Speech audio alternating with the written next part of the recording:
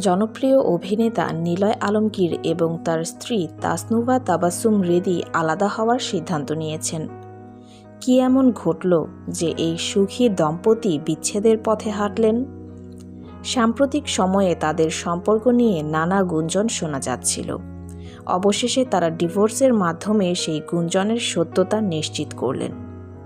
বিশেষজ্ঞরা বলছেন, ব্যক্তিগত ও পেশাগত জীবনের চাপই হতে পারে তাদের বিচ্ছেদের মূল কারণ। তবে তারা এখনও এই বিষয়ে সরাসরি কোনো মন্তব্য করেননি।